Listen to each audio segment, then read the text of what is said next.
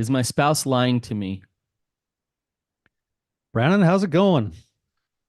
Dude, it's going good. Um, Life is good.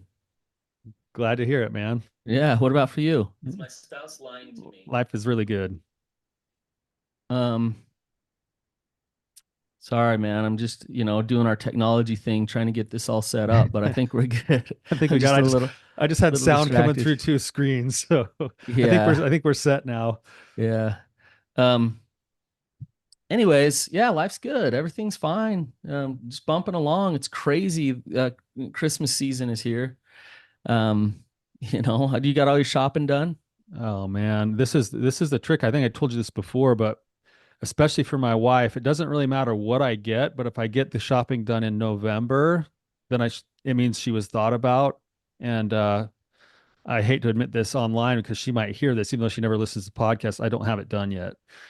So The best you could give, the best gift you could give her is to get your shopping done early, and you've already failed at that. I've already failed, but Well, you're gonna have to make it up to her. I've got some things in mind. We've kind Yeah. of been on this kick lately as a family that we kind of want to do fewer like tangible gifts and things and more experiences. Yep. And so we're trying to put together some cool experiences this Yep. year. Yep. I'm all about that. You just throw the crap away, but you remember the adventures forever. So, I've got a house full uh, of Christmas pasts already. Like, yeah, me too. you know. Golly. Yeah, how many Legos can I buy? um, well, let's shift into our topic today. Does that sound good?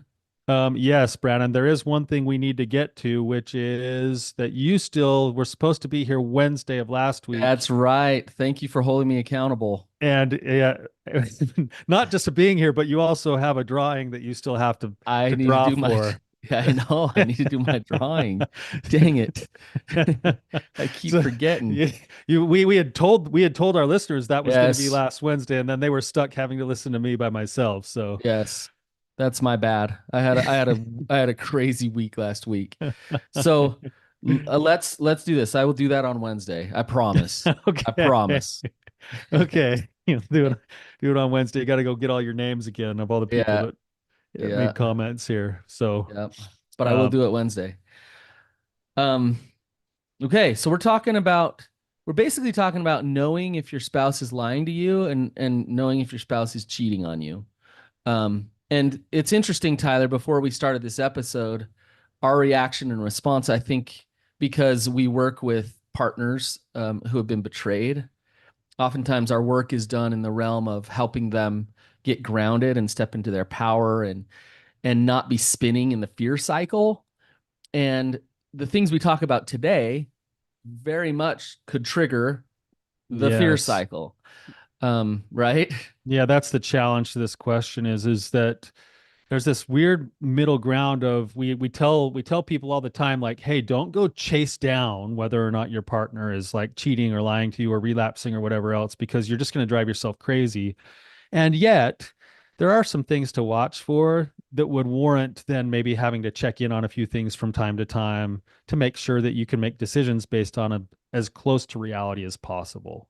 There's a balance between like sticking your head in the sand and just pretending like nothing's going on and that's pure denial when you know there's nothing going on, and then spinning in anxiety and fixating, ruminating, being stuck and spinning and not being able to live your life because you're so caught up in the search and the find and trying to figure it out.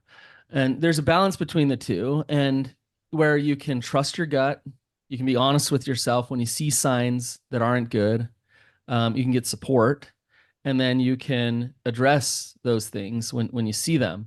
Um, Tyler, sometimes in our work, at least, I've been accused of like, what, you're telling me it's not good that I went and checked his phone, and it's like, no, like maybe that was actually exactly Maybe what you needed to do. Maybe that wasn't healthy because you've checked it 100 times in the last week, and it's that consuming you and it's it's an consuming obsession. you, and it's not helping at this point.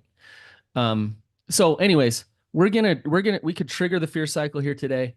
But our intention is to just lay out some signs and some things that are there, that we see a lot with partners and spouses that cheat and lie.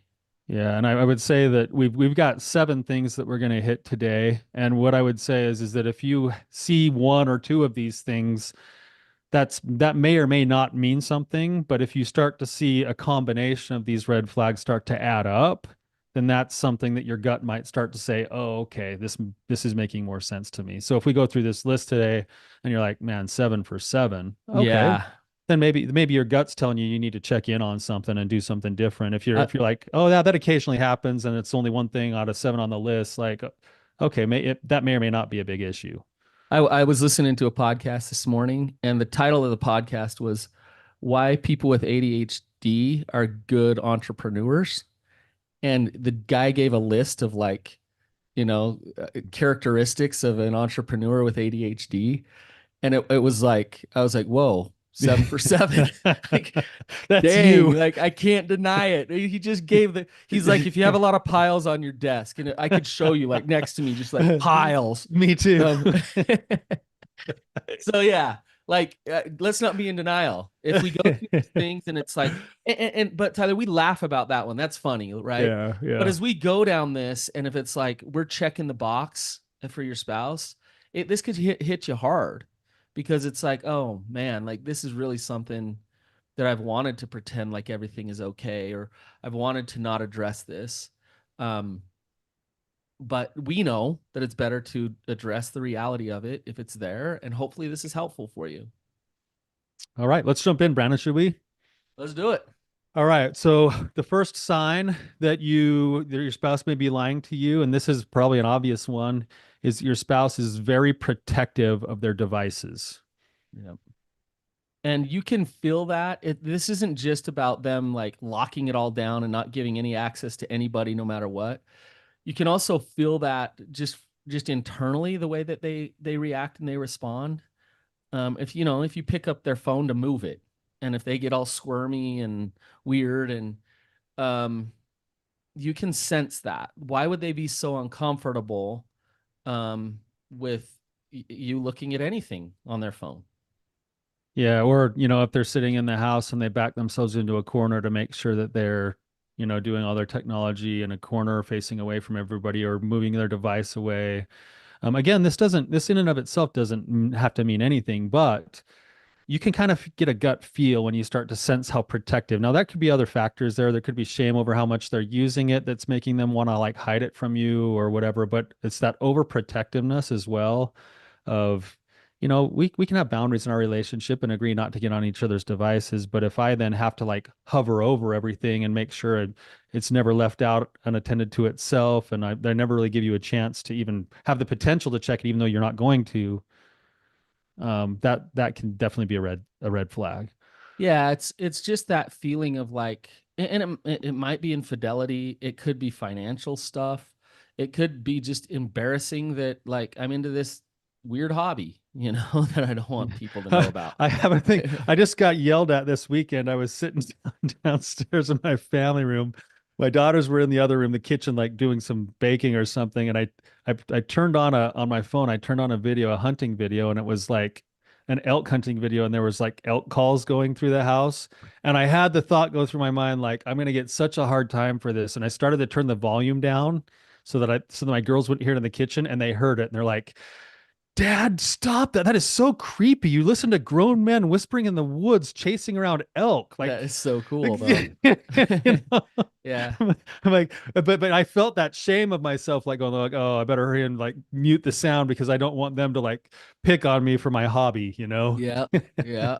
But if I'm Yeah. doing that and I'm actually getting secret and hiding all of the time, at a bare minimum, it's a shame thing, but it might be that there's also secrets or the things that I'm looking at or listening to that or engaged in that Right. would mean Right. I'm lying. Yeah. My wife has zero issue with like me. I don't hop on her phone much, but I like if I touch it or I open it, or she'll hand it to me to like check a map or look something up. And her phone's extremely boring, which I actually am grateful for. You can appreciate And that. yeah, that feeling of like she doesn't care, like there's not a worry in the world. And I think that it goes both ways between her and I. So I would just say if your partner gets the squirm when you get close to their devices, that's a red flag. Um, should we go to the next one? You bet. Um, so they become, this is an obvious one too. They become distant. They become harder to connect to on an intimate level. It's harder to know who they are, what's going on inside of them. Um, just feel you don't feel close to them. Um, that's a sign that your spouse is lying. It's a lot of times people, especially when it's in the form of like infidelity, but it could be other forms of dishonesty. They'll come into our office and they'll report feeling like there's a wall in the relationship and they can't figure it out. And they're coming in, they're thinking, I must have a problem because I'm hitting this wall and we can't have deeper connection. When in reality, what's happening is there's this subconscious wall that's been built in your partner that's not allowing you to get too close into certain vulnerable areas, mainly because there's that self-protection going on and there's that fear of being discovered or found out or seen.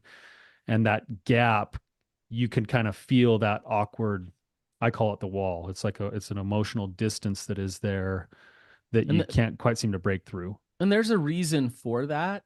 They don't want to be found out. So why would I let you close to me if I don't want to be found out?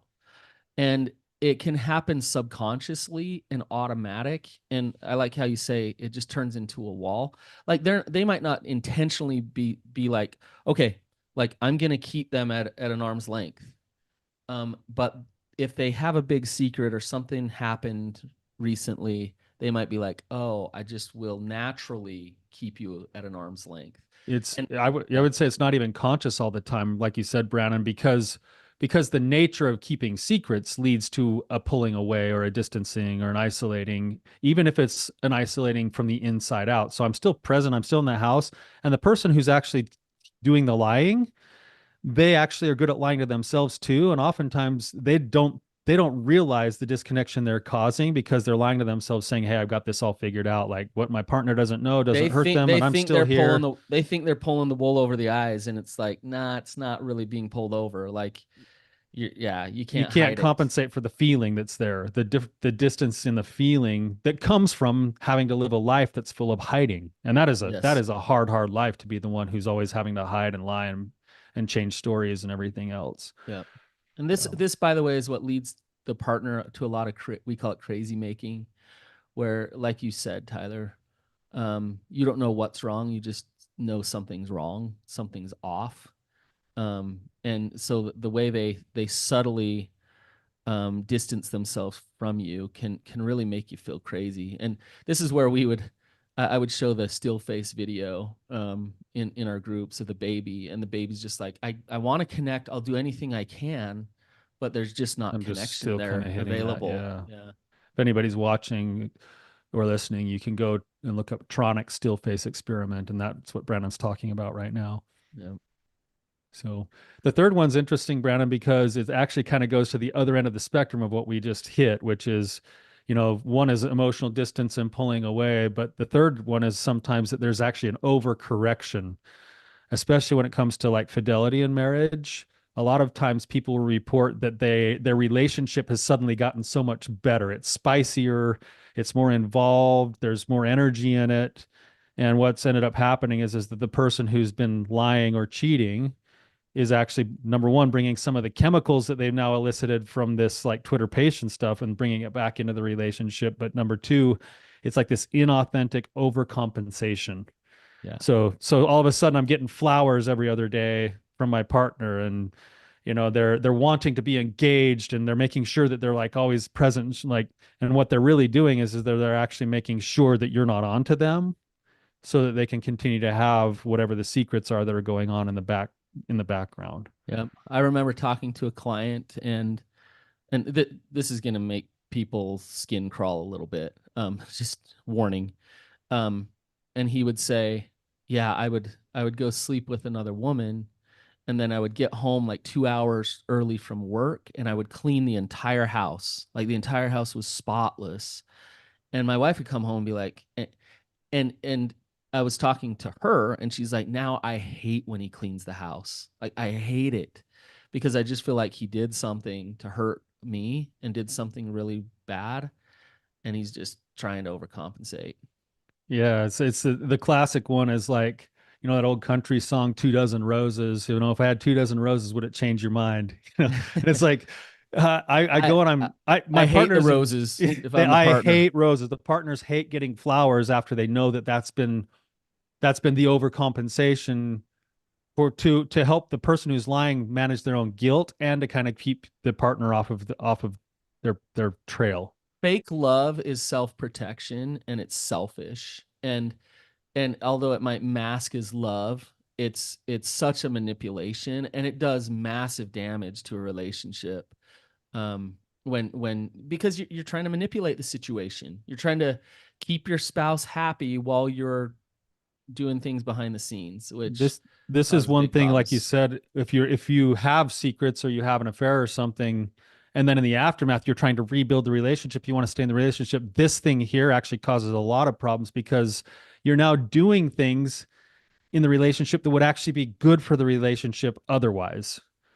Right. So now Right. when you're trying to repair it and Shooting yourself in the foot. you're doing the good thing now, and you're actually meaning to do the good thing, your partner can't trust that that you're doing it for the right reasons. And so it kind of leaves you in a rock and a hard spot until you can have enough time to rebuild the trust to show that it's sincere. It's a tough trust rebuild when you do that. So yeah, I want to highlight one thing before we move on: inauthentic overcompensation. And a lot of times the partner can sense, like you can feel that something's off. This is like we talk about no more Mr. Nice Guy all the time. It's the same thing. Um, I am trying so hard. And the partner, if you check in with your gut and how you actually feel, you can be honest with yourself of like, I'm not loving the way they're actually showing up here. I don't feel loved. I don't feel seen. I don't feel listened to. I don't feel empathized with. For reals, I don't feel those things. I can see that they're trying to. I can see they're going through all these motions to show me that they're good and that they're okay, but it just doesn't feel right. And this is where your gut comes into play and your intuition. You're Um, kind of getting a theme through this. We're going to talk more about the gut through the rest of this episode, but that's a big part of this. Yeah, and this next one goes right along with that. When number four is when you start to see a justification of inappropriate boundaries that your spouse will have, and sometimes the Especially if the pattern changes a little bit. yeah. So sometimes the place that a spouse will hide is kind of in plain sight where they're trying to act like everything's okay. You're seeing their denial, and it's driving you nuts, but they're not owning it themselves. So let me give some examples. um, if I start going to lunch with a coworker, like a woman alone, and but I go home and I tell my wife, like, yeah, it was fine. We sat there for 3 hours and laughed and chatted, but like I was helping her with a work thing. um And then it if becomes a weekly appointment. a weekly appointment, and then all of a sudden it's like, well, I'm texting her all day long, but I'm helping her with work stuff. Like, why are you bothering me about this? I'm working, like this is good. Or I'm helping her with church stuff, or I'm helping her with whatever it might be, but I'm not being honest with myself about my true intention. But I'm trying to show you that I'm being honest, but you see those blurred lines and those inappropriate boundaries start to come into play. Yeah, especially and you'll be especially when it comes to like relationship stuff. It's not that you can't be friendly or kind to other people outside of your marriage, but you've got to have boundaries in place that make sure that there is something different between your current relationship. And this could be a whole other topic, Brian. We don't need to go down this road too far. And on these relationships that you have, whether it's with people at church or people at work or whatever else, and it's a lot of times this is a tricky one because the person who's sliding into a potential affair sometimes doesn't even realize they're doing it. They honestly think they're doing like, yeah, I'm helping this person and now I have to go spend a late night talking to them again, or now I need to go to lunch with them every single week, or I'm really helping out with some training, like work trainings. How many people have had an affair at work? that just started with work. But Tyler, I would challenge that maybe a little bit. In the deepest parts of who they are, if they were to be honest and accountable, they would say like, yeah, I stayed late at work, but I had a door open. I knew that Inside of me, I knew I was leaving a door I knew that open. maybe something could happen. I flirted just a little bit, and I let that go. But I told myself it's not a big deal. But I kind of knew what I was doing. And that's where, like, when you say someone can just kind of slip into it, it's totally true. But it's death by a thousand cuts. They slip into it by making a decision and not being honest with themselves first and foremost. And so they don't slip into it. They are dishonest in doing it, right? Yeah, but I think that's the key is they're dishonest with self, and that's why we call it denial. Is a lot of times you don't recognize your own denial. So it's like you don't stop and pause and go, okay, well, yeah, I did kind of stay for the wrong reason a little bit, even though all I did was work. It's like, no, no, all I did was work. So I'm Right. already lying to myself, and that just cues up the ability to then continue to spread the lie outward from there. Yep. And a lot Yeah. of times the spouse watches it and is like, yeah, I'm really concerned. What's happening? I don't like this. And then one step happens, another and another. And it sucks for the spouse because there's not much they can do to try to stop it, even though they can totally see it from the And a lot of outside. times they feel like they don't want to be a nag or they don't want to bring up a concern when it's being presented in such an innocuous kind of like, hey, look, yeah, we're just helping this person. They happen to come to Sunday dinner every single week now. You know, Yeah. it's like, oh, and we're just being a good friends to them, Yep. when in reality, there's a little bit more to it than that. Yeah. I had years ago, I had a client and they were telling me they were starting an affair and they were almost in the midst of the affair. And they're like, well, I just did this and I just sat with them, for a couple hours and at a park and we just talked and I was like, you are having an affair. You are choosing to cheat on your spouse, just so that we're clear about that. Like, just so you know, like that's what you are doing, But I'm not right? cheating. That's not Right? an affair. Like this is what you are doing, because the way that they were trying to present it to me was like, well, yeah, and it's okay, and this is the reasons why, and I'm so miserable in my marriage, and I was just like, just be clear with what you're choosing and what's going on here, right? Trying to get them Um, into reality. yeah, like this is Yeah. reality. Yeah. Um, okay, do you Number you want to do five. the next one, Tyler? Yeah, number five. You start to have there's a lot of unaccounted for space and time. There is made up space and time.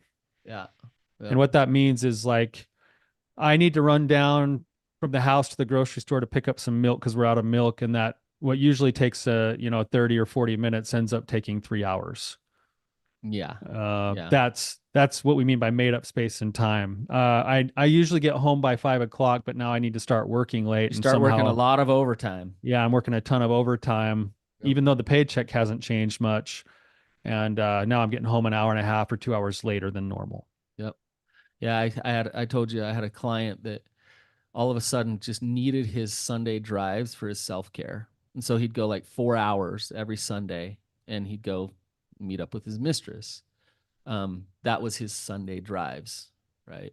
Yeah. Um, And so that one's even got a lot more kind of like gaslighting to it too, because he's doing it for his self-care in his recovery so that he can get space and time to go well, and act and out. Tyler, this is where we kind of come up against it with our clients because sometimes when we're working with the person who cheated, and we're saying, look, you need to put your self-care a priority. So like going to the gym, going for hikes, and so that takes time.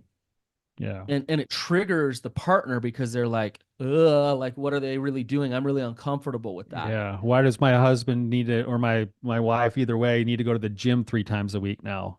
Yeah. You And know? so that's where all the other parts of recovery and trust building need to be in place so that because space is being created, but space is being created for actual good stuff. Um, but when you're first wondering, like, am I being cheated on and am I being lied to? And all of a sudden, schedules are changing a lot, big chunks of space and time are being opened. where you don't really like you're not with them and you don't know what's going on with them. Um, it's not a good sign. Yeah, this is one of those too, Brandon, that I would also say though that you want to be careful not to get sucked into fear cycle kinds of things on this one. Like you don't need to like have a tracking software on your partner's device, and you don't need to like have it measured down to the 15-minute interval that you're measuring, and like if they don't get home on time that means da da da da da.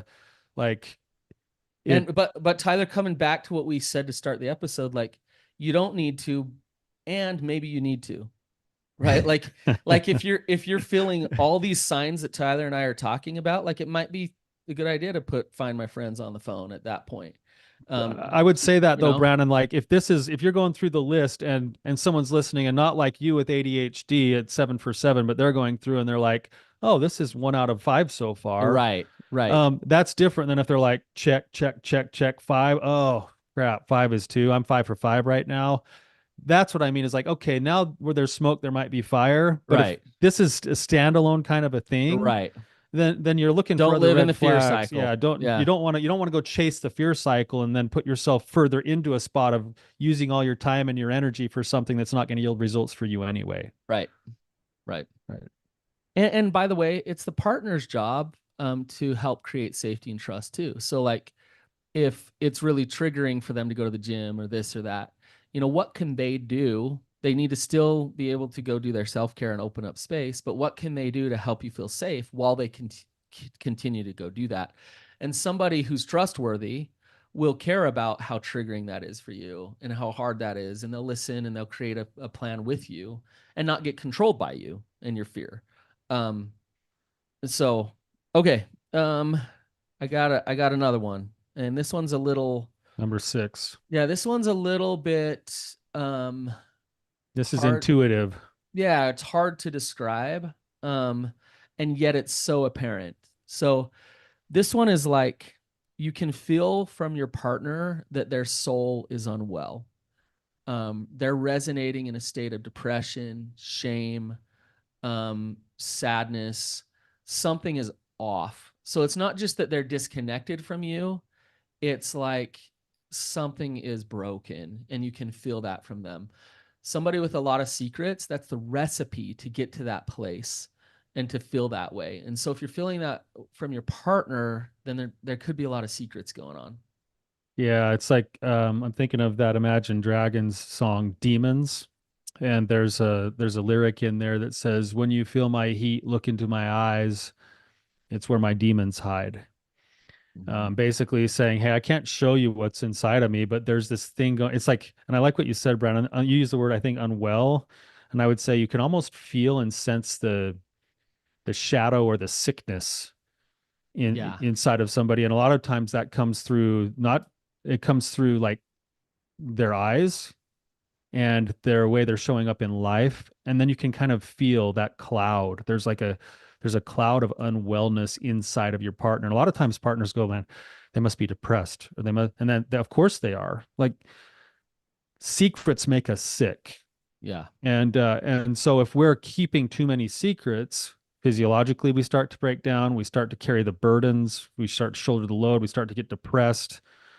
And you kind of can sense and feel that. We have a, this is self-disclosing, but we've taken a family picture almost every year of our marriage since we've been married. We've only missed like 2 or 3 years. And if you go look on the wall at our whole wall of family pictures, you could pretty much pick out the 3 to 5 years when we were in our worst because of my own problems. Yeah. Yeah. And all it is just looking at the countenance of the pictures. Yep. Yep. It's Ashlyn every so often on her social media stuff, she'll do a screenshot, a comparison of a time of life at one point and then like how she looks, and and she'll say like, just look at my face, look at my eyes, like I'm in such a different place here than I was there. And on both pictures she's smiling or she's trying to smile, and yet you can feel from her the difference there. And so when we say this was a hard one to describe, it might be hard to describe, but it's really pretty obvious when your partner is in that place. And it could be about other things, but usually when they get to that state of resonance, it is about secrecy. So who knows what the secrecy is about? You don't know what you don't know, and that's the problem. But usually it's about secrecy. Yeah. I think that one, Brannon, is the least tangible and it might be the most poignant. And Tyler, the from the partner standpoint, this is where we talk about intuition. It comes back into play of like, I can't put my fingerprint on any evidence, any specific thing, but I know something's off. I know There's something's a not working. and I think this one, Brannon, is important because it's not, I know something's off out of fear, but it's more of like you're actually tuning in with empathy to your partner. Like you're Yeah. seeing, it's not like, oh, they're lying to me. What's going to be wrong? It's more of like, ooh, there's a great sadness. There's a great heaviness. They're shouldering some kind of a burden or a load, or there's something quite not right with them and they look miserable. Or, it's tuning into that, not just from your own fear place, but from an empathetic place can And really, a lot of times, Tyler, when the truth comes out, the partner, isn't excited about that or anything, but no, they are like, "Oh, like, that oh, makes okay. It makes sense. sense now. I'm not I crazy. get it. I'm not crazy. The things that I'm noticing and feeling from my partner, like, it Yeah. makes a lot of sense." Yeah. So, All right. Last one, Brandon, number 7. This one actually is a double, so you're kind of getting 8 in 7. There's two D's, and this is the probably the most obvious sometimes is that when you're met with either big time defensiveness or distraction every time something you start to get close to a certain topic, defensiveness and distraction are often, of course, ways that we self-protect so that people don't see what's underneath it. yep. So, can I give some examples of defensiveness? Yeah. Um, so one is obviously turning the tables. You bring up a topic, you want to talk about something, and next thing you know, you're being attacked because you brought up the topic. That's defensiveness. Um, Getting really emotional using anger. This is a distraction. Using anger, drama with certain topics. That's defensiveness, right? Sometimes the person keeping a secret will purposely create a fight in order to then have a reason to go take a timeout and not finish the conversation. Yep. Yep. So they can blow it up. So then you can shut it down and then sweep it all under the rug, and you never actually get to what you're trying to get to in the Yeah. conversation. Or it'd be something more like the defensiveness would also maybe look something like, I can't believe that you don't trust me anymore. Like, Yep. look at da da da da da. And I line out like 3 or 4 things of why you should trust me, even though I still got this secret. Yep. Or one of Uh, the classics that I used to use with distraction was every time something would come up like, hey, you go get done with work, hey, how was your day? And she asks and I'd be like, it was fine, and I know that I've gone and done this and this and this, that I probably should talk to her about it, but I don't really want to, so I just quickly turn it back around and be like, tell me all about your day. And yeah, if distraction and omission. if Yeah. I get her talking for the next like 3 hours, all of a sudden she's into her own world. She's not thinking about anything else. And then I'm like, well, I wasn't dishonest because I didn't really lie. I just never Yep. had to have a discussion about the fact that these things probably should have been something we talked about. Yep. We could go on and on, Tyler. There's so many versions of defensiveness. Like, I'm thinking about, when somebody just becomes a wet noodle in their shame, like, hey, I want to talk to you about the finances or whatever. And it's like, yeah, I'm just the worst. I'm horrible. I'm terrible. I'm so sorry. I'll never be what you want me to be. I'm just awful. And it's like, okay, I just want to talk about like actually sorting this out and improving it. And there you are flopping around, unable to have an adult conversation with me here about this. Right. So there's all different forms. They can show up as really really nice, like, I'm trying to fix this, trying to make it right, trying to fix it. They can omit, they can create distractions, they can get big, they can turn the tables. Like, there's so many ways that they'll defend against whatever it is that you want to talk about. Well, hopefully this is helpful. People often they're living in so much in the dark and so much fear of what they don't know that hopefully these things are something that can be helpful. Again, just just one last reminder, if you're 1 for 7, that's less concerning than if you're shooting 6 out of 7. Yeah. And if you're shooting 6 out of 7 or 5 out of 7 right now in your relationship, then maybe it's time to sit down and kind of get grounded and ponder what your next step is going to be, whether that's some additional boundaries or a new way of approaching a subject with a conversation, Or maybe or going to hire a therapist to help you navigate into what you need to do yeah, in order to face some hard just getting realities. some extra help and support. A lot of times when you're being lied to as well, the world shrinks and it becomes a small place. And one of the best things you can do for yourself is make sure you've got a team to help you keep some perspective. Yep. You guys, thank you for listening. Everyone on YouTube, thank you for your comments and thank you for being here.